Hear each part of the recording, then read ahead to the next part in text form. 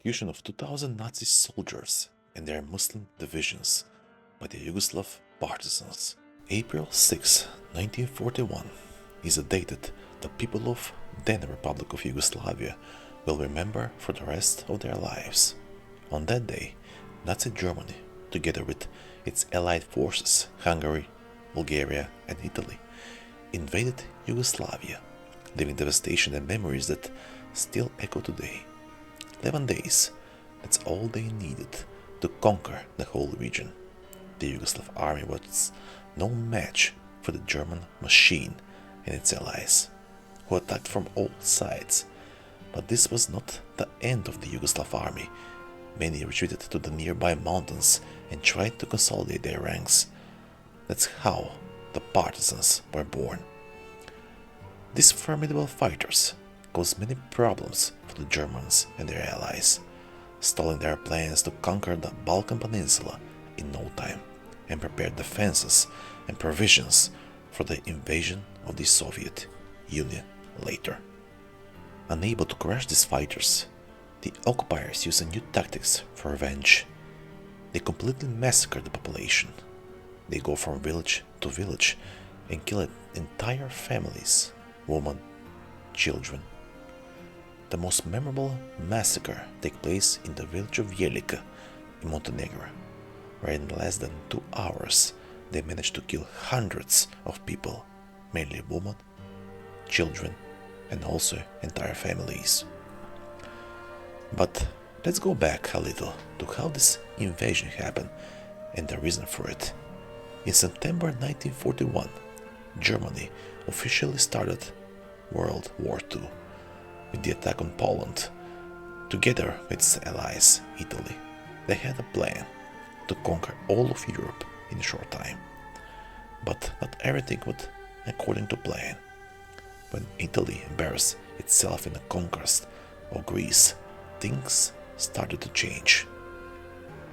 The rejection of area attacked by the Greek forces gave the British forces enough time to establish their bases on the Greek island. With this, Germany had to make changes and include Bulgaria and Yugoslavia as allies.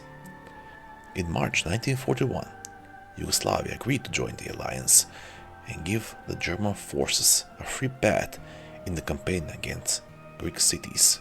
However, because Yugoslavia was a state formed from several existing states, they rejected this decision and opposed it fiercely.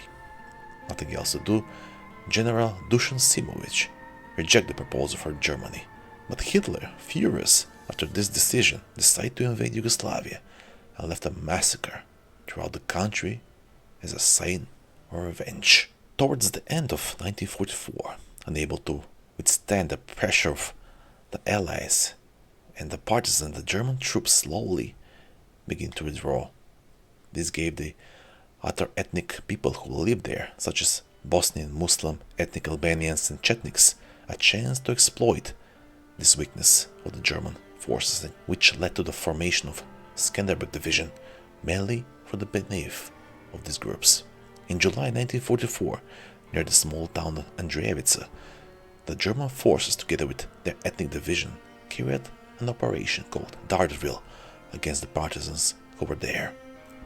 As they advance, they commit some of the most heinous atrocities ever recorded and will forever be remembered in Serbian history. From burning people alive, torture of innocent women, and skinning small children alive, these atrocities will forever be buried in the history books, but later all these actions will be avenged. One of the most heinous massacres that will be remembered in world history, and for which there is still hatred to this day, took place near the town of Jelika. Operation Dardanville, carried out by German forces together with their ethnic divisions, ended with a heavy defeat of the Axis forces, but with their withdrawal they left devastation wherever they stepped. On that morning, on July 28, 1944, they surrounded that small village of Jelika, where in 2 hours they execute entire families in the most horrible way, in a sign of revolt after the lost battle. Even as they lost the battle with heavy losses, Commander August Schmidhuber, who was also the commander of SS Skanderberg Division, wrote a report stating that the battle was a total success and the partisans were starting to retreat.